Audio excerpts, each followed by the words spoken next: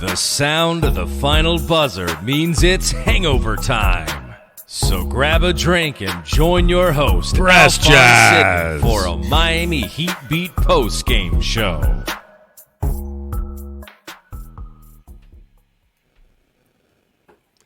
Heat win! Heat win! I don't know what to say. This team is so good. Listen. If this were last season, we would have lost both of these games. Let's be honest with each other, because we're playing two young and athletic teams. This was a back-to-back, and there was never a moment in either of these games where it looks as if it was going to slip away. And we kicked ass tonight, and they looked good. And we were able to do this without Bam. This team is playing out of their minds. This team is finding different ways to win. They finally got hot from three tonight, and it was a totally decisive win. And I don't know. I'm just ecstatic about this team, man. I can't really get over it. I'm feeling good. We have a smaller group with us tonight. A.L.F is not with us. He might check in later. He's at a Halloween party, so thanks for your priorities there, A.L.F. Anyway, bring me out Brass. Who we got? Okay. So yeah, we got Moose. We got Moose and Kenny with us, but here we're gonna find out what everybody is drinking tonight.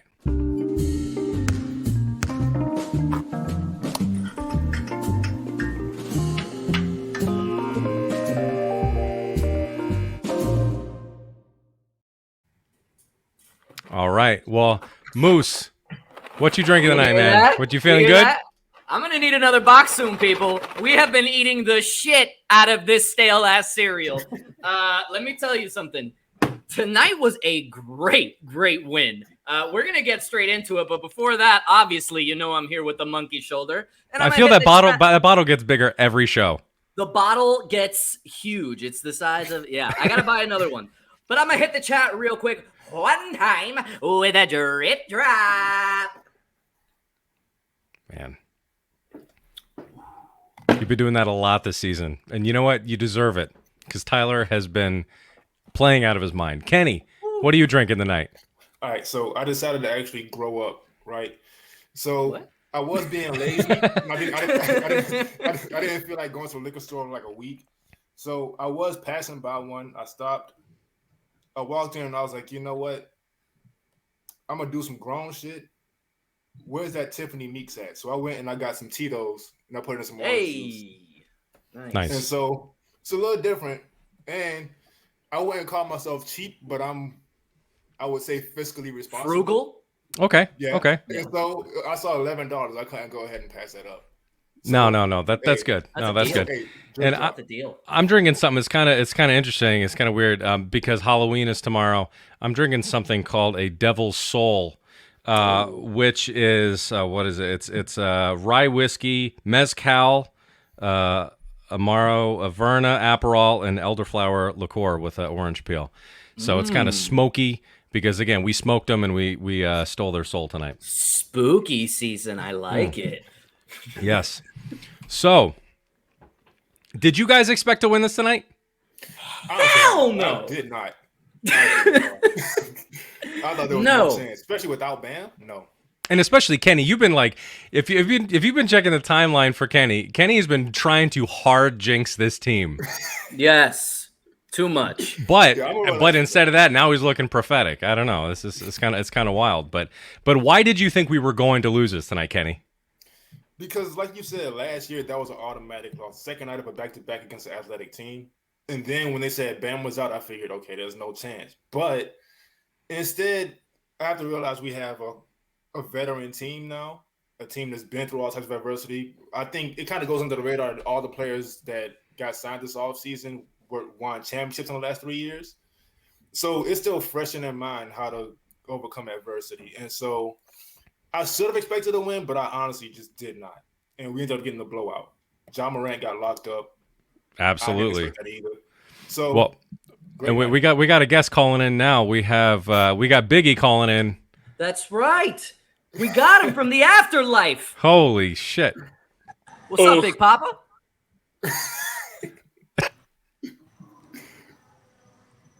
Try to get some good lighting. Ugh. I thought maybe he was frozen. Ugh. It's a good segment. So it's a very limited Biggie then. I see. What's going on, Biggie? What you up to tonight? I saw how y'all did my Brooklyn Nets the other night. I didn't like that shit. You know what I'm saying? But word up, man. The Miami Heat. Y'all some dogs. I hope you're talking through it like this all night at your party. And people are like, what the fuck is wrong with A.L.F tonight? I don't know what you're talking about. Stop talking. It's like in those documentaries when they black out the guy's face. I feel like what Moose just said was racist. I wasn't going to say it. Maybe. I didn't hear what he said, but it was racist. Shreethan says you dress like a Blackface Blues Brothers. Oh. Ugh. Jesus, Shreethan. I don't know no Shmeethan. Oh, my God. Did you watch any of the game tonight, Biggie? I watched the game, baby. Ugh. It was dope. You know what I mean? Even without Bam Adebayo, y'all was doing your thing, baby. You know what I mean? You know what I'm saying? Y'all was playing that defense. Kyle Lowry, baby.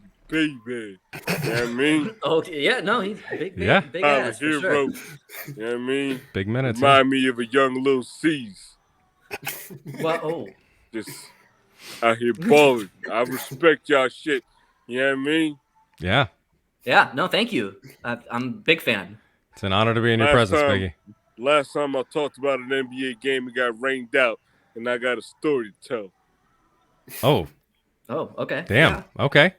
Y'all Okay. remember that shit? Y'all don't know that shit. Y'all, you know what I'm saying? I have no idea what you're talking about. I feel like Kenny's the only one who understands that shit. No. I'm down. I get it. I mean, look at Kenny's face. I'm not sure he knows either. Y'all but- too young for that shit. Okay. Y'all Okay. some kids, man. Okay. Ugh. Well, This is going to be really good in podcast form. I just want to Yeah. say, Biggie. People are really going to love this. it's starting to sound like karate over there. Ugh. Oh man! By the way, I have to play this. So karate tonight. I clipped a sound. Someone pointed out to me. Listen to this. Well, first we'll start with what Eric said. You just gotta love the way the Heat grind away all night long. That's nice. And then we followed up with this after Jimmy did a little flexing. Go ahead and give it to me, Jimmy. Right there. You know what? You deserve it, man. That is power. Baby. So let's one more time. Listen to that. Go ahead and give it to me, Jimmy. Right there. You know what? You deserve it, man. That is power. Yeah. You deserve it, You man. collaborate on something. Ugh. Give it to me, Jimmy. Ugh. There you go. Yeah. Give it to me, Jimmy. Baby. All right, y'all. Oh man. Y'all stop Okay. fucking with my Brooklyn Nets, baby. Ugh. All right, Biggie. All right, thanks thank you, Mr. Smalls. thanks for I coming. wish I had better lighting, but I'm dead. Yeah. Well, you know, It's understandable. that's what happens. I hope mir- y'all have a miracle good you're here. show. Ugh. Thank you. All right, you. Mr. Thank you, Notorious. Biggie. Thank you, Mr. Smalls. Wow. Wow. Yes, Wow. King Jock 23 said the woman of Miami beat leave, and this is what happens. Yeah. Shit really Yeah. hits the rails. Woof. They kind of keep us, you know. But anyways, The church forgive us nice. tomorrow. Yeah, that was yeah. Little Anyway, Halloween treat, talking to the afterlife. Look at going that. back to what you were saying before, Kenny, I agree. This was surprising to me, but I mean, absolutely elated by this. So, you know, once again, we had not lost a game, and Kyle's in a Heat uniform. That's still a huge stat. But Moose, like, did you, because you probably expected Ja to go off, right? I mean, so, and I don't know. So what were second night of a back? Look, we started talking about it. I did not expect a win tonight. I was not going to overreact to a loss because, frankly, that's kind of what we had grown accustomed to, you know. And Kenny made a great point. You got to remember, this is a different team, new season, different mentality, veteran team. Jimmy came in and played sensational. Like Jim VP, full on prime beast mode right now. Carried the team for, I want to say 3 quarters. And then in that 4th quarter, it was just drip, drop. Everyone, even Dedmon got in on the action. But the biggest thing, going back to it, is holding Ja. Last year, we would not have been able to contain that athletic guard, especially on the second night of a back-to-back. And without Bam Adebayo, the rest of the team was able to carry so much space and cover so much ground and make up for Bam. And just, Ja averages 30 points a game. We held him to 10 points under that. That would not have happened on the second night of a back-to-back in any other season. So this is a huge testament to the mentality of this team and just the way that, as E. Reed says, they just grind it out. And that's what it was today, but with the added bonus of the shots were finally falling. Absolutely. We do have a really good dunk tonight, so we are going to hit him with the Gaga of the game.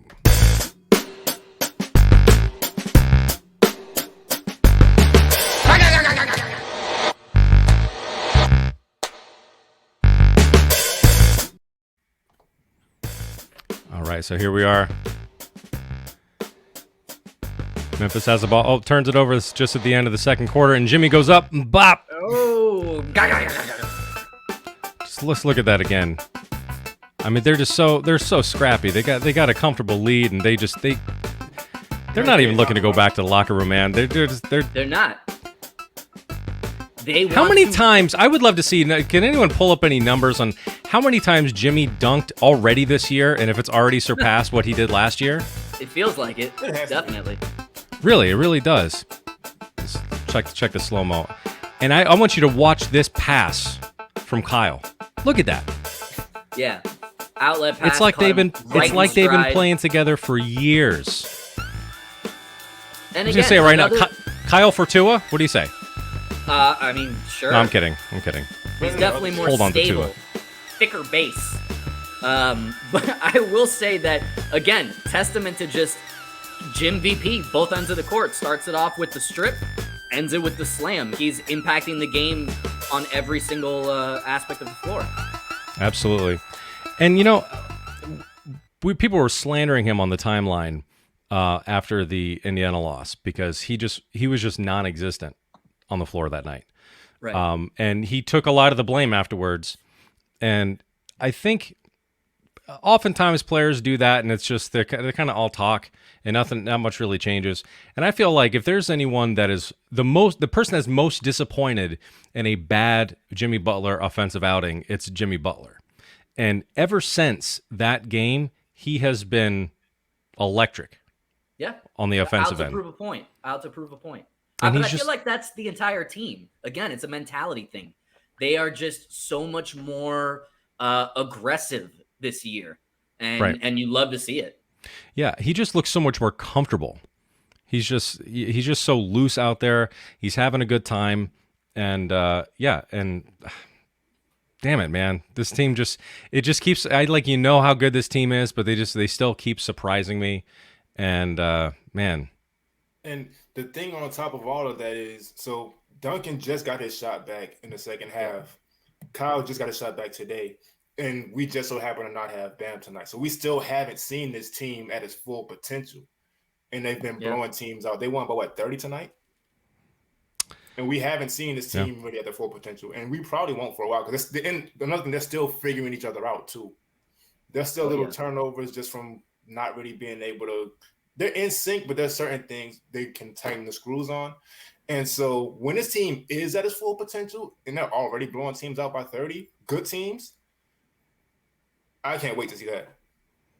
Absolutely. Excellent point. I mean, one thing, I don't have a clip of it. One thing we really got to keep an eye on is that injury to Max Strus. Moose, you want to talk about that? Yeah, that was scary. We don't have a clip of it, unfortunately. But basically, what happened is he came down from getting blocked from a dunk, but he came down on his left leg, and you could see the knee just bend the wrong way. And Kyle Lowry actually happened to be, on the baseline alongside him, had a direct eye line to it, ran straight to him, literally told him, like, hey, don't move, just kind of like holding him in place and then looked straight at the bench and was like, send somebody over. So you never like to see that. These situations are always scary. The weird thing about them is that they always look gross. And then in some cases, it's not that big of a deal. You really don't know until the MRI and the next day and you see the inflammation. So thankfully, he was able to walk off the court. I don't want to speculate what it could be, but, hopefully knock on wood, he's just going to be day to day, and we'll see. I'm sure we'll get some type of update tomorrow. Yeah. I mean, we got to keep an eye on that because that would be a big loss. That would be a real bummer. Because he was playing great tonight. And unfortunately, they were about to completely empty out the bench. So it was had it been maybe 2 possessions later, he just would have, would have been fine. But it's like you said, he didn't look like he was in too much pain. So it's probably just one of those things, like you said, where it looks a lot nastier than it actually was. So we'll see, though. Yeah. Well, I mean, I hope G's not happy about this because this is him a few shows ago in Hangover Time. Max fucking sucks, right? I'm gonna say, a little strong. Yeah, Max a little strong. Max sucks. Yeah, I'm like, if Max Strus is in your rotation, you're a bad team. You got the worst takes. That's based on nothing. Max hasn't had a bad game in like a year. He's had one really, really bad game, and that was his first preseason game, and Nikias lit him up on the timeline. And ever since, he's been there, man. He's been consistent. Yeah. Consistent, steady. I don't know. I don't know what G was on. Someone who has also been very consistent on this team. Now, maybe not so much in the first half, but really kind of started coming back and balling out in the second half was Mr. Dedman. Yes, sir. So let's hit him with Mr. Dedman's Garage. My favorite though, that old black man that work on everybody's car in the black neighborhood. You need a little carburetor fix or something. You go to him, he be talking to you whole time with his just hanging off his lip. What you got there now? But you got a lemon? Yeah, bring that back around about 4 o'clock. There ain't no goddamn problem. I'll put a carburetor on there for you. I used to work out the plant 15 goddamn years. I'll put a carburetor on there for you. Nigga, just bring me back a pair. Boy, you know what, boy? You look like your goddamn daddy. You don't look like you leave.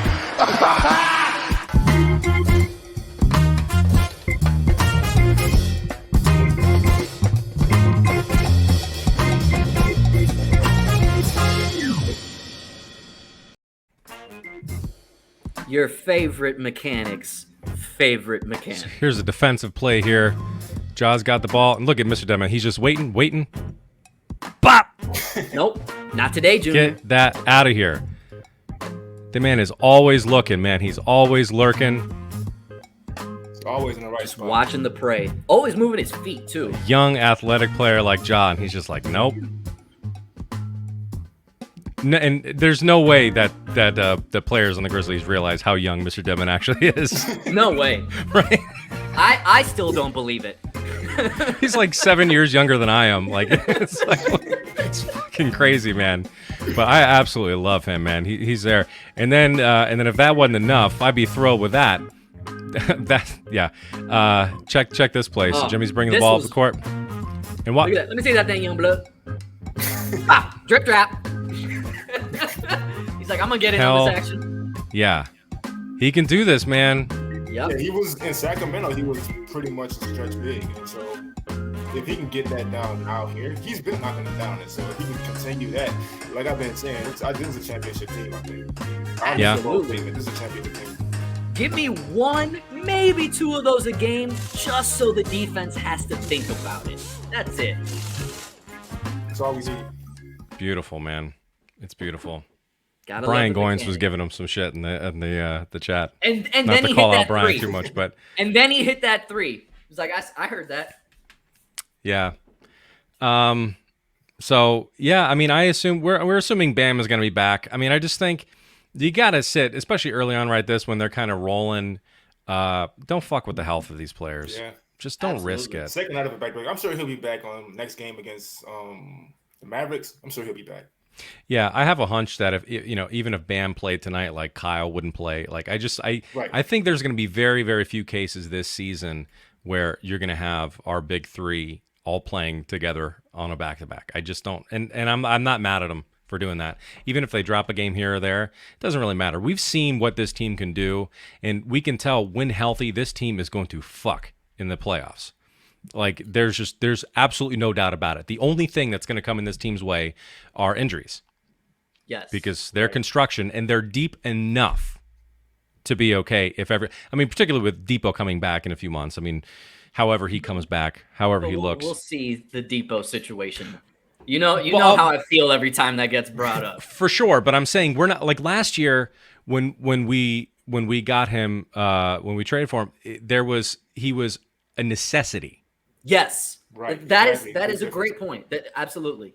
It's very different, and just the way things worked out. Yeah, to be able to get him back at what we got him, and on just like a prove it deal. He's going to want to come back, and if his health allows, he is going to give his all. So if you can just keep these players healthy, man, I just think they're scary.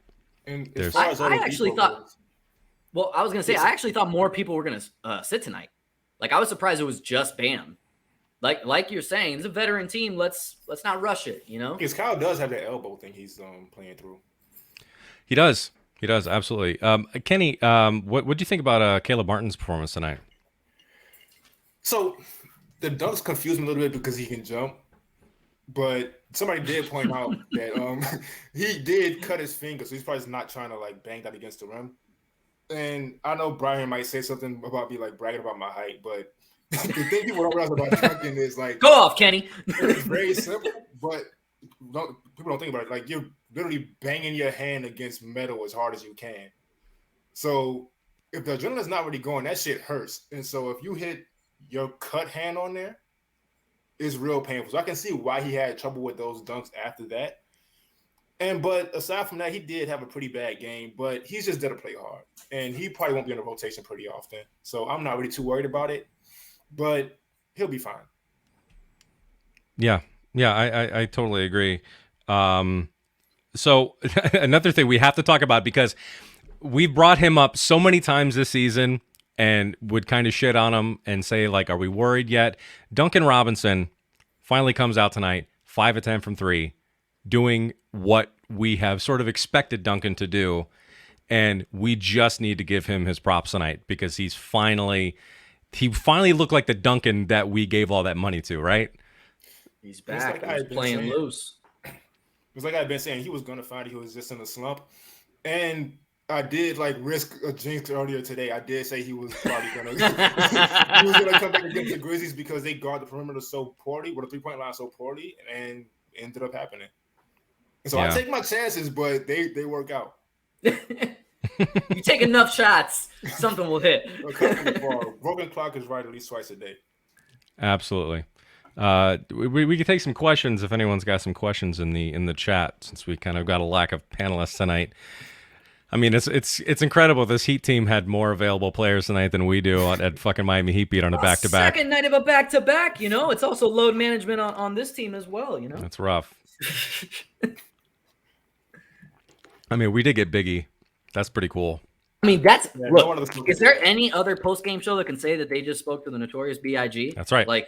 We were able to get into the afterlife on a basketball show. I don't think people understand just the level of entertainment they're getting. Moose, I'll throw this question to you. Pokesticks asks, is this the best Heat team since the Big Three? Wow, that's a big statement. I think it can be. I think it's also very early in the season. I'm not going to say that just yet. Has the potential to be, but until that happens, got to go with the bubble team, man. The bubble team made it to the finals. You got to give them their respect. And the way that they were playing in the bubble was just out of this world. Now, if this team goes on a similar run, then since the Big Three, yes, they have all the ingredients to be a lethal, true championship contender. And we're seeing it play out so far early in the year. Someone in the chat also said UD getting some minutes. That just goes to show you how great this team is. We got some UD minutes, and it's the first month of the season. So far, everything looks good. Yeah, Kenny. So someone asked here. Yeah, Ace 10195 said, "What happened to Adams? Thoughts?" Because I had heard people speculate on Twitter that not having Bam out there, size is going to be such an issue with Steven Adams. And Steven Adams, 6 points, 5 rebounds. I mean, so Tiff, I got to give her credit. She was talking about this. There's a reason small ball exists, and it's because you have so many capable shooters in the league. And so with Steven Adams, you can't have him out there running around the perimeter. And so, yeah, last season, if he's matched up against Bam, when Bam wasn't really shooting that often, yeah, he can probably dominate the glass when Bam's out there on the perimeter, whatever the case may be. But now, that's not the case. We saw the first half, Markieff Morris got a bunch of minutes. And so he's not the best shooter in the world, but he's enough you to have to account for him. And so that type of matchups makes Steven Adams sort of useless in a sense. And so, that's basically it. Like, small ball is there for a reason. It's because what can you do against it with a guy like Steven Adams? Just take away his dominance. Don't worry about fighting him. He's probably the strongest player in the league. Don't sit there and fight him down. You're going to lose that battle. Just bring him out to the perimeter. Just take away his effectiveness. But it's kind of wild because Brian just mentioned this, that even without having Bam out there, who has been rebounding incredibly, like to an extent that we have not seen from Bam on a consistent basis this year. He's probably, was he averaging like 15 rebounds a game or something like that? So it's awesome. It's really, really good. And we still out-rebounded this Memphis team 50-32 tonight. Yeah, it's just putting Steven Adams out on the perimeter. And also the thing about this team too is everybody rebounds above their position. Kyle is a great rebounder to be only 6 feet. Tyler averaged 5 rebounds last year. I'm sure he's above that this year. I have to check. Jimmy, we know what he can do. We had Dedmon starting, obviously. I'm not sure how many rebounds he had tonight. He had a pretty rough game. But, yeah, everybody... He still had 9 rebounds. See, it's quiet rebounds. But, yeah, so everybody on the team can rebound. Everybody on the team can defend. And so even without Bam, you're obviously not going to get the production you get with him on the floor. But we have enough to kind of do more than stay afloat, actually. Moose, do you think we were a little rough on Morris to start the season? Can't hear you. It's what we do. I don't even mean just on Hangover Time. I mean, like, as fans, it's what we do. It's good to see him getting in shape and getting in those minutes and being a regular part of the rotation, a very vital part of the rotation, obviously, as you see tonight. I just wanted to get back really quick to my dog turned on the TV. She wants to watch the replays. To what Kenny was saying really quickly, because that is the biggest difference between this year's team and last year's team. The fact that we can actually defend up. It's what made this team stand out in the bubble and was that like extra factor that we didn't have last year. It's what put the extra stress on Bam and on Jimmy for the most part. So couple that with everything else that I said before Melody turned on the TV, and that's my take. Take me out, Brass. Yeah, speaking of the rebounds, I'm looking, and 5, 6, 7, 8. 8 players got 5 or more rebounds tonight. I mean, this was a group effort. So no one no one even got double digits, but it was just a consistent effort everywhere on the floor. And that's what I'm saying. This team is not, I wouldn't even call it, like, sometimes a team is really great and it's kind of predictable. You kind of know where they're going to go off. You kind of know what they're going to excel at. But this team has different ways to do that. And I think that's what's so exciting is you don't know exactly what game you're going to see, but you're going to see a really good one. Right. And I think that's always been Spo's goal too. Even in the Josh Richardson days, we would have like a double-digit amount of players averaging double figures. And I think that's Spo's goal all the time, is to have as many people contributing something as possible rather than going to 1 or 2 guys. Yeah. And that's partly why last season was the way it was. They depended too much on 2 guys. So now they're back to what they want to do and just getting really good production from everybody. Right. Absolutely. Well, there's a segment that we haven't done in quite some time, and we're going to bring you back to that. So it's been a very long time. Moose, are you ready? Yeah, let's get to it. This is we're getting back into it, people. We're getting in shape here. All right. This will be a quick one tonight, but we're back. Here's a Moose at the movies. One man, two desires, drip, drop, and cinnamon. It's Moose at the Movies. Powered by Streambeat.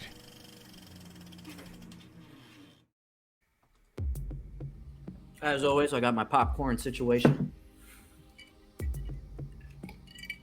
All right, ladies and gentlemen. Everybody's favorite segment is officially back. That's right. Tonight, Moose at the Movies returns. And I figured since this was our first official Moose of the Movies at the season, it's probably a good idea to look back at the summertime break and see what everyone was up to.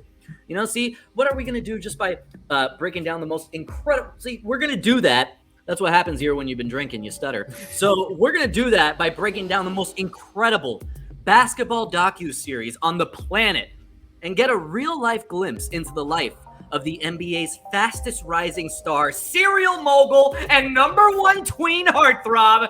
That's right. Tonight we're talking about Superhero Summer, the Tyler Herro Show. Oh, Jesus. Clutch, which is apparently Overtime, a YouTube channel. I don't know. I found it. I didn't even know about this. I know. I almost didn't know about it either until that whole Jeff Van Gundy thing. So listen, I'm going to be honest. When I heard Tyler Herro was making a documentary thing, I had the same reaction as Jeff. I laughed it off. But to be fair to Tyler, this isn't a documentary per se. It's more of a reality series that you would find on one of those TV channels his fans would watch, like MTV, Bravo, or Nickelodeon.